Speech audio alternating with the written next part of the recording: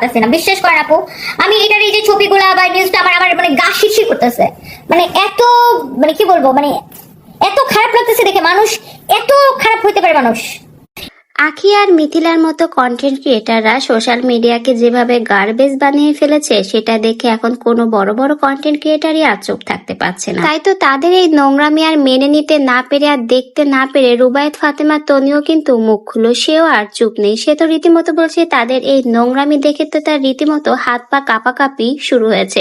Social মিডিয়াতে এইসব সে আর দেখতে পাচ্ছে না। এমনকি অনেক বড় বড় কন্টেন্ট ক্রিয়েটার কিন্তু এদের এই নোংরামি দেখে চুপ থাকতে পারেনি। তারাও তাদের নিজ নিজ পক্ষ থেকে নিজেদের মন্তব্য প্রকাশ করেছে। রুবায়েত ফাতেমা তনি সে তার নিজের মন্তব্যই কিন্তু প্রকাশ করেছে। বলতে গেলে এই সকল নোংরামিগুলো আসলে বন্ধ করা উচিত। আখি এবং মিথিলা সোশ্যাল মিডিয়াটাকে আসলে গার্বেজ করে ফেলে দিয়েছে। এদের জন্য এখন বর্তমানে সোশ্যাল মিডিয়াতে ঢোকাই যায় না, ঢুকলেই শুধু এদের এই নোংরামিমূলক ভিডিও। বারিশকও কিন্তু চুপ থাকেনি, বারিশকও কিন্তু এদের এই নোংরামি নিয়ে পোস্ট শেয়ার করেছে। বলতে গেলে সকল কন্টেন্ট ক্রিয়েটারই কিন্তু এখন এদের এই নোংরামি আর মেনে নিতে পারছে না। সোশ্যাল মিডিয়াতে সকল শ্রেণীরই মানুষ থাকে, যার ফলে তাদের এই নোংরামিগুলো যে যুব সমাজকে নষ্ট করেছে এবং তাদের এই নোংরামিগুলো বন্ধ করা উচিত, সেটাই কিন্তু এখন সকল বড় বড় কন্টেন্ট ক্রিয়েটারের একমাত্র চাওয়া।